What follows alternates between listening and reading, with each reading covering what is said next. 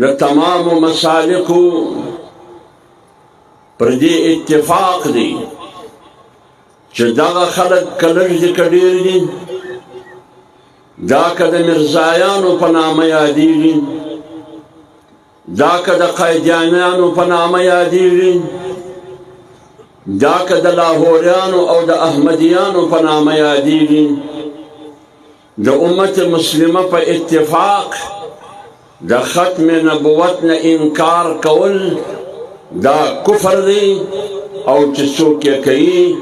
هغه بالاتفاق د اسلام نه خارج او د اسلام نه وتلی دی دوی ډلې دي د جناب رسول الله صلی الله علیه و آله وسلم په زمانه کې د یوې ډلې قیادت د یو جماعت قیادت جناب رسول الله صلی الله علیه و آله وسلم کې چې زموږ دا ایمان او عقیده ده چې هغه آخري نبی دی تر قیامته بل نبی نشي راتلی لکه قرآن چې آسماني آخري کتاب دی اسلام آخري دین دی دغسې جناب رسول الله صلی الله علیه و آله وسلم آخري نبی دی تر قیامته پورې بل نبی نشي راتلی یو طرف ته دغه ډله او دغه امت چې قیادت رسول الله صلی الله علیه وسلم کوي بل طرف ته هغه ډله ده چې هغه د رسول علیه الصلاة وسلام د نبوت خلاف د نبوت دعوه لري مسیلمه کذاب د هغه ملګري یو د هغه ډله ده چې مسیلمه د هغه ډلې قیادت کوي او د پیغمبر علیه الصلاة وسلام د نبوت نه انکار کوي دا دوی ډلې په تاریخ کې شته لیکن د کومې ډلې قیادت چې مسیلمه کذاب کاوه جناب رسول الله صلی الله علیه وسلم و مسلمه ته د تمامو دروغجنانو سرغنه او سرګړی ویلی و هغه ته کذاب ویلی ولې دروغجن و ځکه د پیغمبر علیه الصلاة وسلام د نبوت نه انکار کړی او بل یې د نبوت دعوه کړی دا د رسول علیه السلام په ژوند کې د دې نه دا معلومه شوه چې د نبوت د ختم نبوت مسله متنازع کول د ختم نبوت د عقیدې نه انکار دا د نن زمانې مسله نه ده بلکې دغه فتنه دا د رسول علیه السلام په زمانه کې د دې آغاز او ابتدا مسیلمه کړی لیکن یو طرف ته رسول علیه السلام و هغه ته د تمامو دروغجنانو سر او سرغنه او سرګړی ویلی بل طرف ته د پیغمبر علیه الصلاة وسلام د رحلت بعد چې د دنیا څخه د سترګې پټې کې د هغه جماعت قیادت چې رسول علیه السلام کاوه د هغه جماعت قیادت حضرت ابو بکر صدیق رضی الله تعالی عنه کاوه ابو بکر صدیق رضی الله تعالی عنه لشکر تیار کړ او د مسیلمه کذاب خلاف یو عظیم جهاد وکړ چې په نتیجه کې مسیلمه او د ملګري و انجام ته ورسول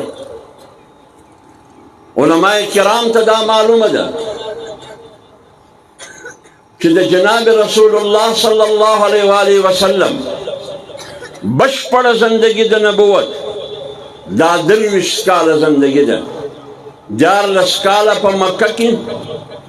10 کاله په مدینه کې په دغه 23 کلنۍ ژوند کې چې هر څو جنگونه جناب رسول الله صلی الله علیه وسلم د اسلام او د دین د باغیانو او د دشمنانو سره کړي یو اتا جنگونه کړي دي په یو اتا کې په 29 جنگو کې په 29 غزاګانو کې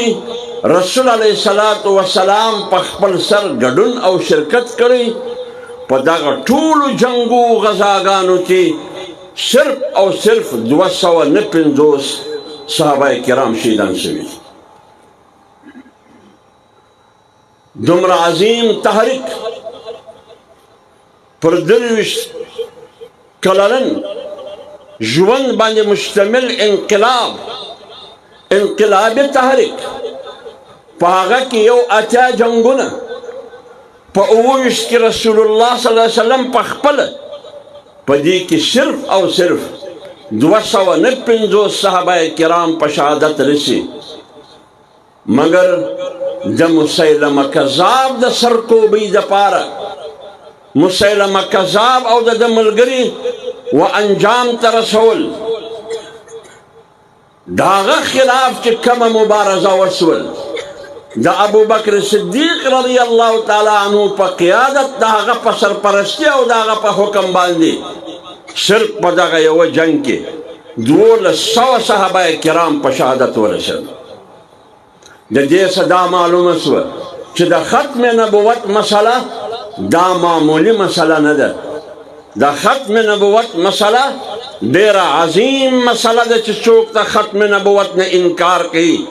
چې هر څوک یې کوي د ختم نبوت نه انکار دغه د ختم نبوت نه انکار دا فتنه ده فتنه او فتنه هیڅ حق د ژوند نه لري او د فتنې سزا دا ده چې فتنه به د مځکې د سر نه صفا کوي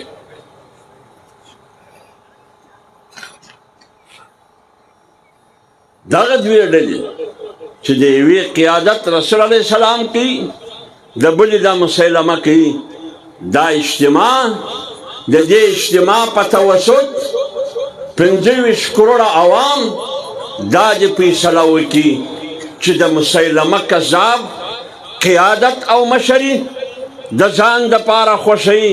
چې په ورځ د قیامت د مسیلمه کذاب په سب کې راپورته شي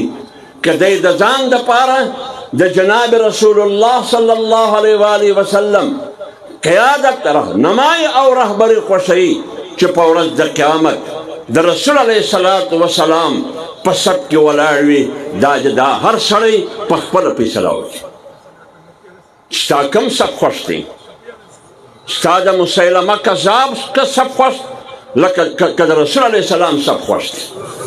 ستا دا سب خوښ دی چې ته په ورځ د قیامت د مسیلمه په سب کې راپورته شي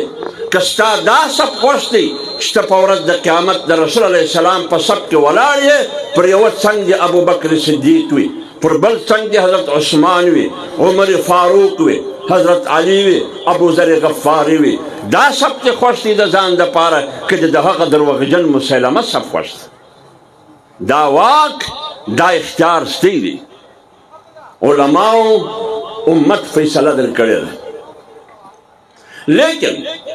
د بده مرغه چې کله مسله واضح ده د ختم نبوت مسله واضح ده چې د ختم نبوت د انکار کول دا د اسلام نه وتل دي هغه به بیا د ایمان او د اسلام دعوه نه لري نه به د مسلمانۍ دعوه لري هغه د اسلام نه وتلی دي دا فیصله د امت مسلمه د قرآن او د پیغمبر علیه السلام د تعلیماتو د هغه د قول د هغه د عمل پر دې ګواهي ورکړي څوک د ختم نبوت نه انکار کوي هغه مؤمن او مسلمان نشي کېدلی او که چیرې څوک سره د دې دعوه لري چې زه نبي یم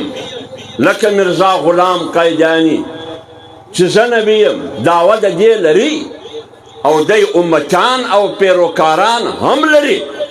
موږ دا ویلی شو چې د دغه مدعا او دغه دعوه دلایل نه لري د دلایلو په میدان کې د وراشي او د پښتو په میدان کې د ختم نبوت نه منکرین مرزا غلام او د ټبر او د ملګري د دلایلو په میدان کې پړ دي دلایل د دې سره نشته نو چې دلایل نشته د دلایلو په میدان کې پړ دي لہذا دا مسئلہ موږ دا ویلی سو چې دا د انګریز پیدا کرده سیاسي مسئله ده. څه مقصد و د انګریز د میرزا غلام د پیدا کولو؟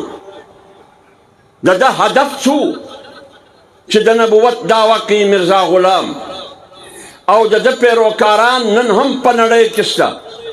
او په پاکستان کې شته. د انګریز مقصد څو چې دا سیاسي مسئله ده؟ مقصد دا و د انګریز چې مسلمانان تقسیم کړي. مسلمانان ولې تقسیموي انګریز؟ ځکه چې د مسلمانانو وحدت او اتفاق ور ختم کړي. مسلمانانو وحدت او اتفاق ولې ور ختمي؟ ځکه چې د مسلمانانو طاقت او قوت ختم شي. د مسلمانانو طاقت او قوت ولې ور ختمي؟ ځکه چې د انګریز په مقابله کې مسلمان کمزوري شي. او دا تقسیم پر کم بنیاد کوي؟ انګریز دا تقسیم پر کم بنیاد کوي؟ انګریز د مسلمان وحدت ولې ختمي؟ انګریز د مسلمان طاقت او قوت ولې ور ختمي؟ انګریز مسلمان ولې تقسیمي؟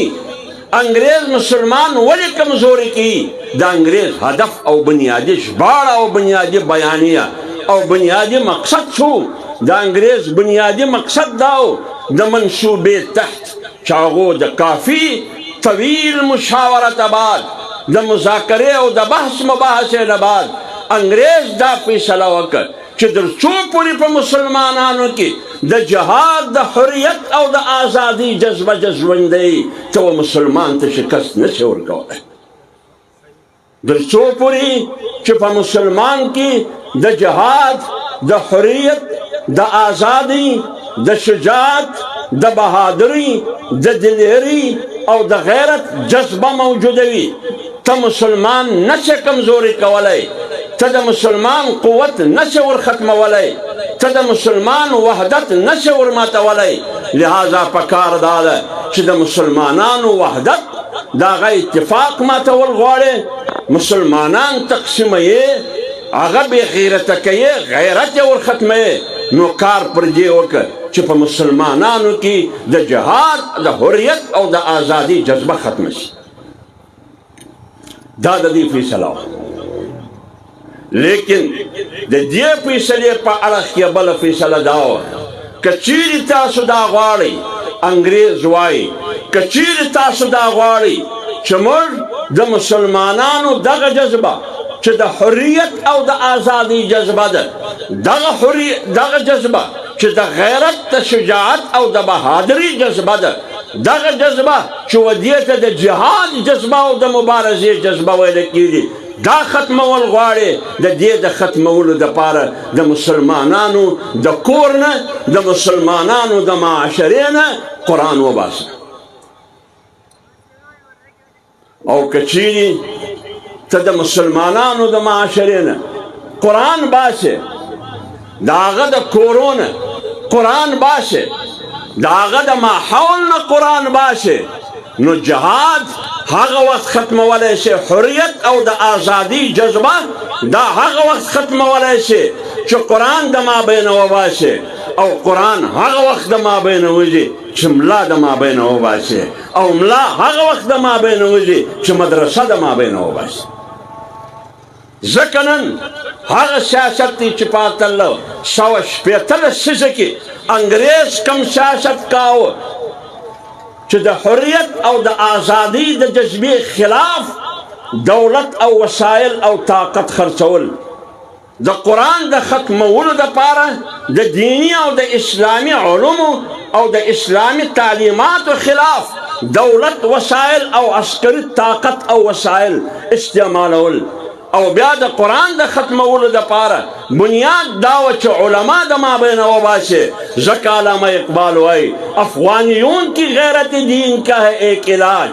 افغانیون کی غیرت دین کا ہے ایک علاج کہ ملا کو ان کے کوہ دامن سے نکال لو.